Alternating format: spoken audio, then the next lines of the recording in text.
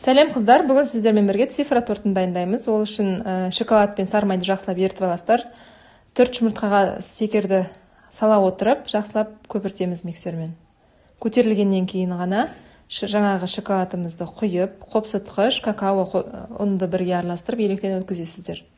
Жақсылап миксермен біріктіресіздер. Тағы да 7 санын кесіп аласыздар. Осылай пергаментке сызып шығасыздар. Жаңағы тестамызды аккуратно шығармай жауып шығасыздар. Мінекей 3-4 минуттан пісіресіздер 180 градуста.